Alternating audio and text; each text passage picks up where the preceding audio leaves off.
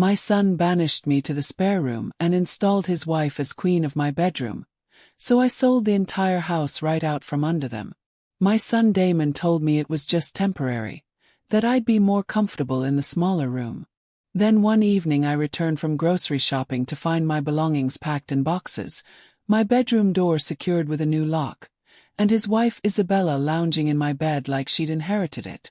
What they didn't realize was that I still owned every square inch of that house, and while they were celebrating their victory over wine, I was crafting the kind of payback that comes with legal paperwork and a sheriff's badge. Before I continue, I want to thank everyone who takes time to listen to these stories. Please let me know in the comments where you're tuning in from. I love connecting with all of you. Now let me tell you exactly what happened. I've never minded making sacrifices. I spent my whole life creating space for others, clearing out my closet so Damon could have extra school uniforms, draining my savings account for his college car, surrendering pieces of my marriage, my time, my very self to ensure my boy had everything he needed. So when Damon and his new bride Isabella needed a place to stay after their wedding, I didn't hesitate. Of course they could move in. The house had 3 bedrooms and 2 bathrooms, plenty of room for all of us to coexist comfortably. I assumed I'd keep my master bedroom, they'd take the guest room, and we'd share meals like the family we were supposed to be. Isabella had different plans entirely. From the moment she walked through my front door, she acted like she was doing me the favor. She strutted in wearing sunglasses indoors, never called me Miss Dorothy like Damon always had, just Dorothy, like I was some tenant in her rental property. That first night, she complained about the guest room mattress. "It's way too firm," she whined. "It's killing my back." Damon shot me a look across the dinner table, and I could see what was coming. "Mom," he said carefully, "what if Isabella and I use the master bedroom for now? You're smaller anyway. You don't really need all that space." I stared at him. "Damon, your father and I slept in that room for 30 years. "I know, Mom, but Isabella has this back condition. She's only 38. Her back will be fine," I replied firmly. Isabella pouted like a teenager while Damon rubbed her shoulder sympathetically. That night, I went to bed in the master bedroom anyway. It was still my room, my bed, my sanctuary filled with 3 decades of memories. The next afternoon, I came home from the farmer's market to find my entire life packed into cardboard boxes and stacked in the hallway. The bedroom door was locked tight. I stood there on the carpet runner, staring at my existence reduced to boxes, when Damon emerged from the kitchen acting like nothing had happened. "Oh yeah, we relocated some of your things to give you more space," he said casually. "We figured it would be easier this way. Now you can use the guest room without having to ask permission. Come on, don't make this dramatic." Isabella appeared behind him wearing my silk bathrobe like it belonged to her. She had curlers in her hair and held a coffee mug that read, "Queen." She smirked at me with pure satisfaction. That night I slept in the guest room on a mattress that felt like concrete, with one broken electrical outlet and a closet door that wouldn't stay closed. The room was freezing and drafty, making my arthritis flare up something fierce. I didn't complain because I was raised to believe that mothers endure. But endurance has its limits. The next day, Isabella hosted a brunch party for her friends. I wasn't invited, naturally. I could hear them laughing about how some elderly people just don't know when to step aside. Later, I discovered my wedding portrait face down in the hall closet, my late husband's military medals tossed carelessly into a shoebox under old paint cans, and my photo albums shoved aside to make room for Isabella's skincare refrigerator. Damon avoided eye contact. I overheard him whispering to her one night, "Don't worry, she's quiet. She'll adapt." Adapt. This was my house, not just financially but spiritually. I didn't just pay the mortgage. I built its very foundation with my sweat and prayers. When the roof leaked in '91, I was up there with duct tape and determination. When Damon needed braces, I went without heat that winter. When the bank threatened foreclosure, I took a second job in the school cafeteria. And now I was being shuffled around like outdated furniture by my own child. Then it got worse. They installed a digital lock on the master bedroom door. Not just the simple turn knob, but a keypad entry system. "What's the code?" I asked. "It's just for privacy," Damon replied. "You know, boundaries. Boundaries. In my own house." "It's still your house," he said quickly. "We're just building our future here." And I was apparently just the past. They never said it directly, but every sigh, every shrug, every closed door screamed it loud and clear. That weekend I tried to make Sunday dinner. Fried chicken, collard greens, cornbread, all of Damon's childhood favorites. Isabella wandered in halfway through and announced, "Oh, we're ordering takeout tonight. My stomach's too sensitive for all this heavy food." Damon nodded along obediently. They ate sushi in the master bedroom while I sat alone at the dining table I'd bought with my first tax refund. No blessing, no gratitude, just the kind of silence that makes you remember important things. Like whose name is still on the property deed, like which drawer holds the business card for Patricia Martinez, my attorney since 2007, like the fact that I might be getting older but I'm far from finished. They thought I was too meek to fight back. They thought exhaustion meant weakness. They thought calling me Mom, while exiling me to the guest room was enough to keep me from reclaiming what was rightfully mine. But here's the thing about guests. They eventually leave. And I was about to show them exactly how that works. I stopped cooking. That was my first act of rebellion. Damon didn't notice at first, but Isabella did. She made some snide comment about how retirement must finally be kicking in, and laughed like I wasn't standing 3 feet away. I let her laugh, let her think I'd given up. But I wasn't resting, I was observing and planning. They filled my house with chaos. Isabella invited her sisters over nearly every weekend. Damon let their friends crash on the living room couch.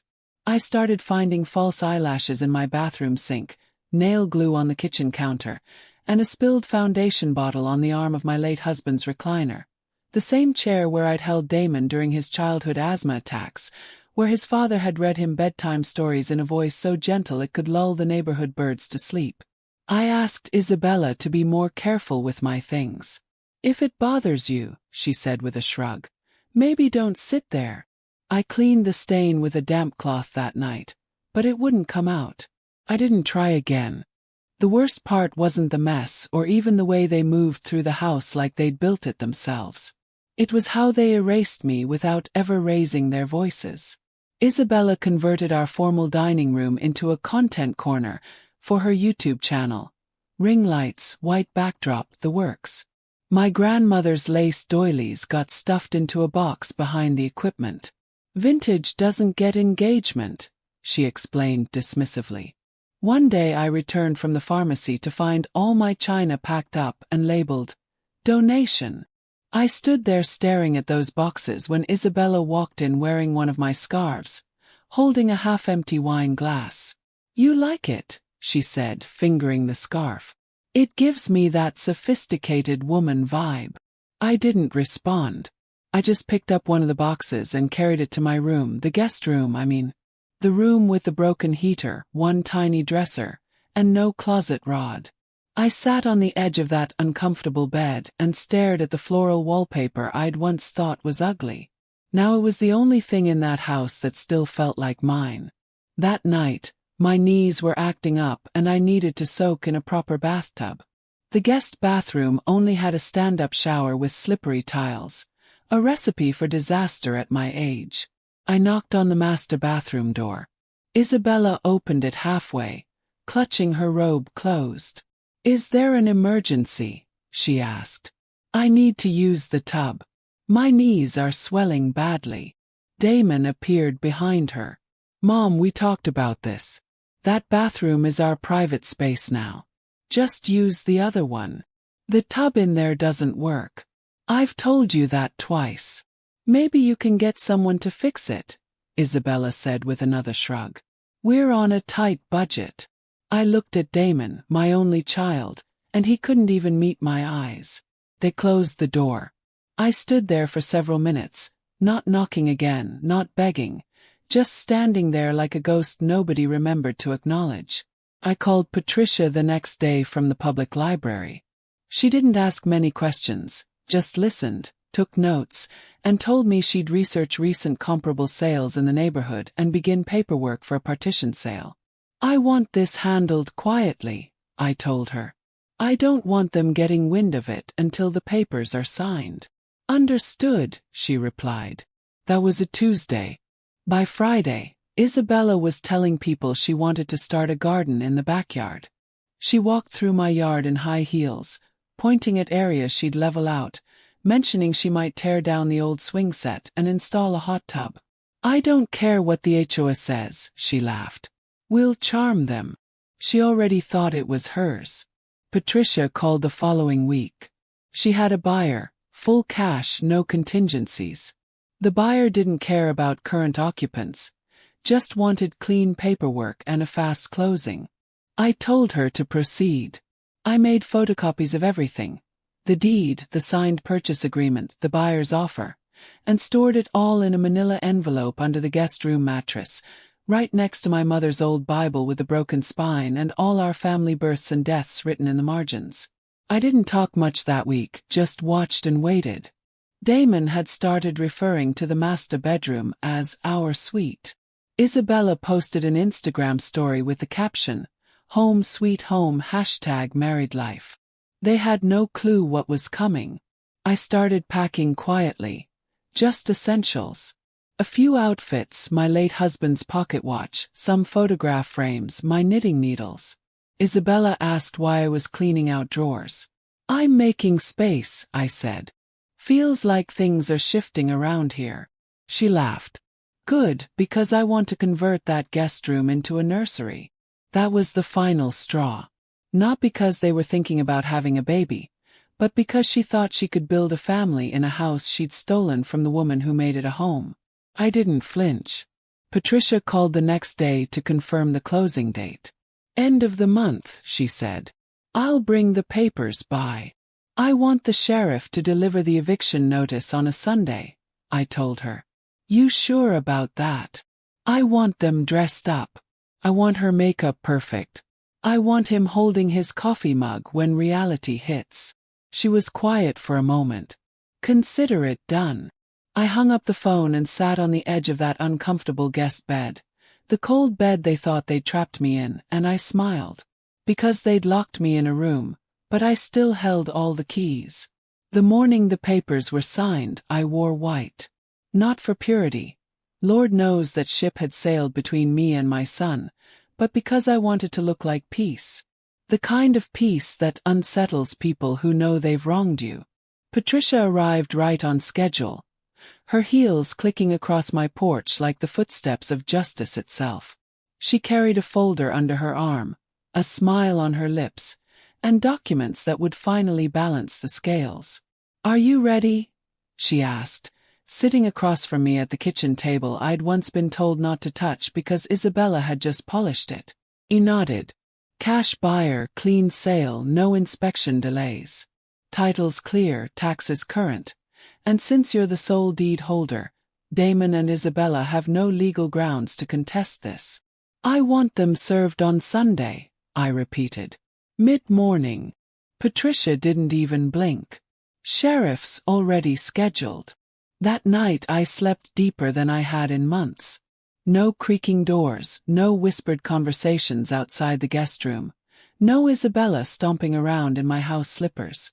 Just silence, the kind that comes when decisions have been made and all that remains is execution. Saturday passed like a countdown. Damon was outside washing his car while I watched from behind the curtain, seeing him rinse the hood like he didn't have eviction papers headed his way. Isabella was on the porch filming some nonsense about manifesting blessings. The irony nearly knocked me over. I didn't speak to them. Just baked cornbread, watered my roses, and pressed my church dress. Sunday morning arrived. I was sipping tea when I heard the knock.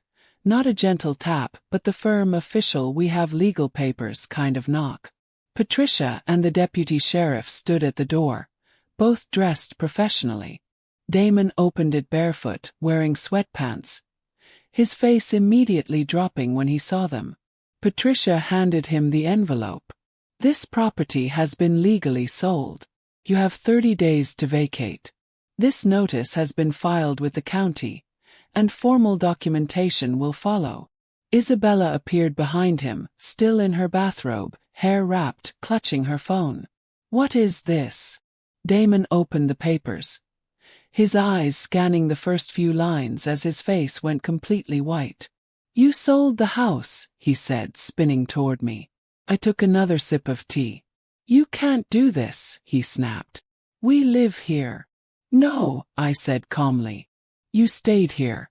This is our home. No, this is the home I allowed you into, and then you locked me out of my own bedroom and called it a favor. Isabella started stammering. You're throwing your own son out after everything we've done for you. I set down my teacup. You boxed up my life, Isabella. You wore my bathrobe. You turned my master bedroom into your little kingdom and thought I'd die quietly in the guest room. We were building a family here. I stood up then. Build it somewhere else. The deputy stepped forward. You have 30 days to vacate. After that, it becomes a matter for law enforcement. Damon looked at me like a little boy who just realized his mother wasn't going to bail him out this time. I can't believe you'd do this. I looked him in the eyes and, for the first time in my life, let the disappointment show completely. I believed in you, I said. That was my mistake. They didn't say much after that, just stood there in shock. The brunch guests arriving that morning didn't know whether to offer congratulations or condolences. Isabella slammed the door. Damon followed. Patricia and I stood on the lawn a moment longer while neighbors peeked through curtains, pretending not to eavesdrop. You okay? Patricia asked. He nodded. Better than I've been in years. We drove to the bank that afternoon and finalized the deposit. The check was larger than I'd expected, but I didn't smile at the amount. The smile came when I handed Patricia a folded piece of paper. What's this? The listing for a small 2-bedroom condo across town. Near the senior center, walking distance to the park. She looked it over. You want to buy this? Cash. He nodded. She was already pulling out her phone. I'll make the call. We closed within a week. The condo wasn't large, but it was mine. Fresh paint, clean windows, a quiet porch with just enough space for 2 rocking chairs and a lemon tree in a ceramic pot. I didn't tell Damon where I'd moved. He tried calling once, left a voicemail saying I'd gone too far. I blocked his number. Isabella sent a Facebook message calling me toxic and ungrateful. I reported it for harassment. But my granddaughter Emma found me anyway. She showed up at church one Sunday with her backpack and those big brown eyes, hugging me for 5 straight minutes. Can I visit? She asked. Baby, I said, you can stay as long as you want. We cooked greens that night and played old jazz on the stereo. She helped me arrange my photo albums and told me about school. That evening I stood on my new porch, tea in hand, watching the sun disappear behind the hills. No ring lights, no loud music, no stomping heels or slamming cabinet doors. Just peace, the kind you pay for not with money, but with courage, patience, and one perfectly timed signature. And it was worth every single moment of betrayal, because I didn't just sell the house. I sold the illusion that they ever controlled me. The thing about people like Damon and Isabella is they don't believe they can lose. Not really. They think they're too clever, too charming, too connected. They smile through disrespect and call it boundaries. They manipulate with soft voices and claim they're just trying to help.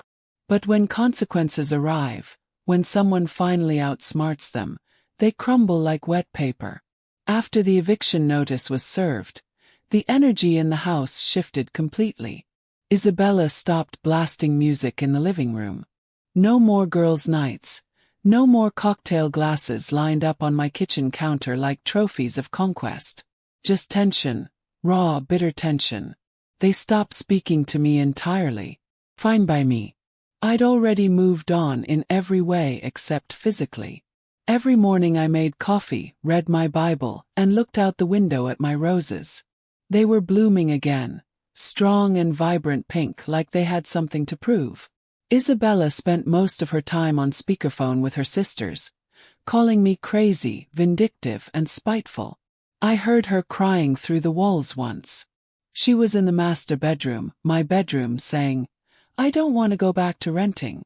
I told you we should have pushed her to sign the house over." Pushed me. That's all I was to them. An obstacle in the way of their fantasy luxury lifestyle. Damon tried to fight it, of course. He sent Patricia an email threatening to contest the sale. Patricia replied with 3 words. Too late legally. He didn't try again after that, just sulked around like a ghost, probably realizing for the first time that he'd only ever been a guest in the house he tried to steal. I didn't feel guilty. Not after what they'd done. Not after how they'd made me feel. The real turning point came 2 weeks before the move-out deadline. Damon knocked on my door, the guest room door. I didn't answer immediately. I wanted him to feel that uncertainty. When I finally opened it, he looked terrible. Eyes bloodshot, hair uncombed, voice shaky. "Can we talk?" he said. I stepped into the hallway and closed the door behind me. "I didn't mean for it to go this far," he started. "We just needed time to figure things out. We thought you'd understand. You locked me in the guest room, Damon." "I didn't lock you. You put a digital lock on my bedroom door and acted like I should thank you for it." He sighed heavily. "Isabella pushed for that, not me." I folded my arms. "And you let her. We're losing everything, Mom. You lost it the moment you forgot whose house this was." He didn't speak after that, just looked at me like he was seeing a stranger. "Goodbye, Damon," I said. "You have 2 more weeks." Closed the door. The night before move-out day, I made one last meal in that kitchen. Sweet potatoes, mac and cheese, fried catfish. I didn't do it for them. I did it for the house, for the memories, for the version of me that used to cook in silence while dreaming of rest. Isabella didn't come downstairs. Damon passed through the kitchen and stared at the plate I'd made for myself. "You're really going to eat like that while we pack our lives up?" "Yes," I said, "because I packed my life up 10 months ago and you didn't blink." He walked away. The next morning, a moving truck pulled up around 9 a.m. I watched them load it from my chair in the backyard. I didn't speak, didn't wave, just sat there with my tea and my rose clippers. They left around noon. No goodbyes, no apologies. The moment that truck disappeared, I walked back into the house one final time. Every room echoed now. The walls looked stripped bare, like they'd shed all the noise, tension, and entitlement at once. I ran my fingers along the hallway, touched the doorframe where I used to measure Damon's height, touched the corner where my husband's recliner used to sit. I walked into the master bedroom, not theirs anymore, and stood there in complete silence. The house felt clean again. The next day I met Patricia at the title office. She handed me the final check and new documentation. "Congratulations," she said. "You're officially free." We shook hands. I didn't cry. I drove to my new condo with the windows down and old soul music playing on the radio. I parked, grabbed my things, and walked into a home with no painful memories. Just possibilities. That evening Emma came by. She ran in and hugged me so hard I nearly dropped my grocery bag. "I hate them," she whispered. "Don't," I said gently. "Just remember what not to become." We made dinner together. She played music from her phone while we danced around my small kitchen like 2 women who'd survived something unspeakable. After she left, I stood at the window looking at the stars. There were no locks on my doors that I didn't choose, no bedrooms I couldn't enter, no laughter that excluded me. I went to bed in a room that belonged only to me, under a roof paid for by courage and self-respect, and I slept like a woman who had taken back her name. Peace makes no sound. It doesn't stomp like Isabella's heels or whisper like Damon's excuses. It doesn't cry behind locked doors or linger like disrespect. Peace just sits with you, quiet and earned. That's what my new home became. I didn't fill it with many things. Just what I needed. My grandmother's quilt, a few photographs, my Bible, a new tea kettle. I bought fresh bed sheets and burned lavender oil every night. It was the first place I'd lived where I didn't have to adjust myself for someone else's comfort. I walked freely. I breathed deeply. I healed. Emma started visiting every weekend. Her grades were improving, her spirit too. She'd always been a bright girl, but living around Isabella's snide remarks and Damon's passive silence had dimmed her light. Now she talked freely, laughed again. She helped me start a new garden on my tiny balcony. We planted mint, cherry tomatoes, and one small rose bush in a deep clay pot. "It has to be a rose," she said. "It's your signature." One afternoon she asked, "Are you going to see them again?" I knew she meant Damon and Isabella. "Not unless they come with honesty," I said. She nodded, satisfied. I started doing things for myself again. Went back to church, volunteered once a week at the community center. Helped organize an estate planning workshop for women over 60. I saw too many faces in that room that looked like mine. Women who'd been pushed aside, written off, robbed by the very people they'd raised. They didn't cry during my presentation. They nodded because they knew. They knew what it meant to be used up and silenced with fake gratitude. They knew what it meant to be told, "You should be grateful we're even helping." They knew what it meant to sacrifice for children who turned into strangers with shared DNA. After my talk, one woman hugged me and said, "You gave me permission to protect what's mine." That hit deep, because for too long we're told to be humble, to give and give and give, and when there's nothing left, to pretend that's still love. But love without respect is just manipulation dressed up in flowers. A month after the sale, I got a letter in the mail. No return address. I opened it slowly, already guessing it was from Damon. One page, his handwriting a little shaky. "Mom, I don't expect you to forgive me. I just wanted to say I'm sorry. I got caught up trying to prove something and lost myself. Isabella and I split up. She said something she can't take back. I know I let you down. I know I hurt you. Miss you. Damon." I folded the letter and placed it in the drawer next to my phone charger. I didn't cry. I didn't smile either. Some wounds don't bleed anymore, but they still ache in the cold. A week later, I received another envelope from Patricia. It contained the final copy of the sale paperwork along with the closing balance. She'd also included something else, a brochure for a women's housing fund being launched at the community center. A sticky note attached read, "You inspired this. Want to help lead it?" I stared at those words for a long time. I thought about all the women like me, women whose sons called them burdens, whose daughters-in-law saw them as background props, women who weren't senile or fragile or bitter, just dismissed. Yes, I wanted to help. I called Patricia and told her I'd match the first 5 donations with funds from the house sale. She laughed softly. "Dorothy, you're building something bigger than a garden now." Smiled. That Sunday, Emma and I baked sweet potato pies. One for us, one for the church fundraiser, and one for the new neighbors who'd moved into the house I sold. A young couple with a baby on the way. I walked up to the porch and knocked. The wife opened the door with a warm smile. "You must be Mrs. Coleman. The realtor said you were the previous owner."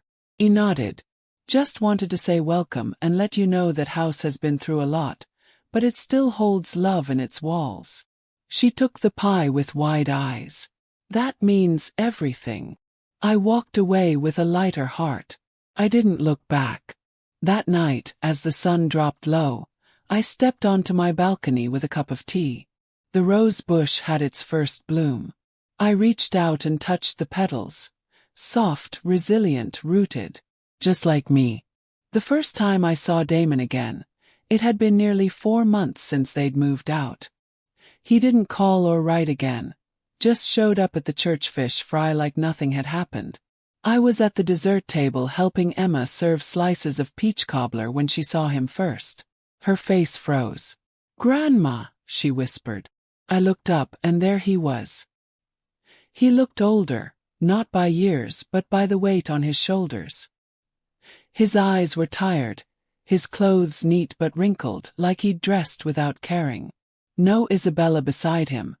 Just him standing in the churchyard with a plate in his hand and a heart too heavy for his chest. He stepped forward. "Mom, can we talk?" I wiped my hands on a napkin and nodded toward the edge of the lot by the oak tree. We walked over slowly. My legs didn't move like they used to, but I stood tall. "I've been thinking about everything," he said. "About what I did, what I let her do. I don't even know how to apologize in a way that sounds like enough." "Then don't try," I said. He looked surprised. I was trying to give Isabella the life she wanted. She said you were too stubborn, that we needed control. I thought if I just handled things you'd thank me." I blinked slowly. "You handled things all right. You handled your mother like a piece of furniture." He swallowed hard. "I deserved that." "You deserved worse," I said. "But I chose silence. Chose peace. You made your choices, I made mine." He looked down. "I lost the house. I lost her. I lost everything." "No," I said. "You lost me."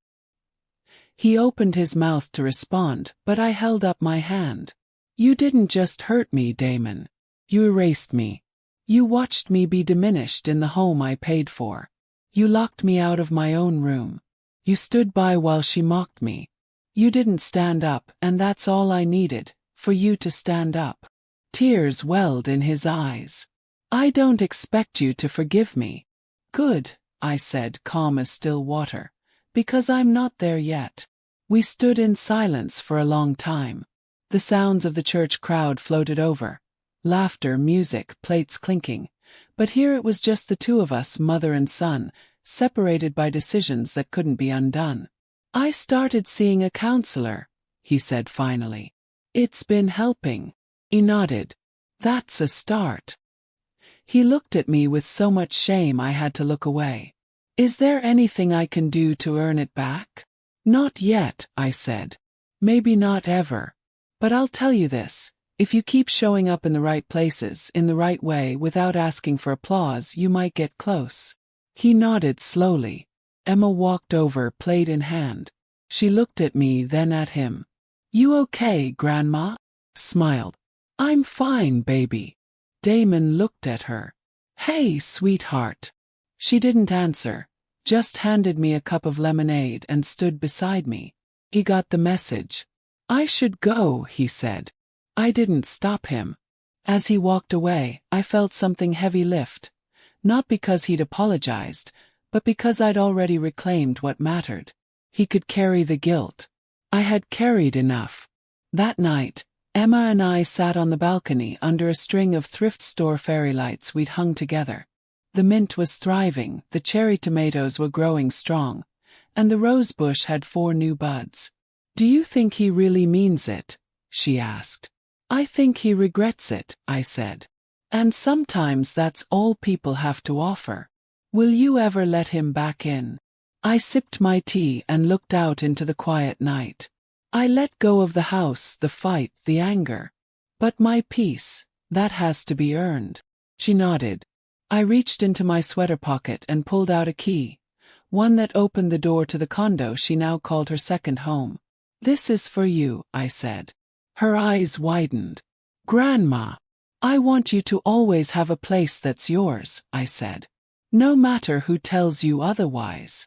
She took the key and held it tight like it meant the world. 'Cause it did. Not just the metal, not just the door, but the message. You are not disposable. You are not invisible. You will not be pushed into the guest room of your own life. I kissed her forehead, leaned back in my chair, and looked at the stars. For the first time in a long time, I didn't feel like someone trying to survive. I felt like a woman who had already won.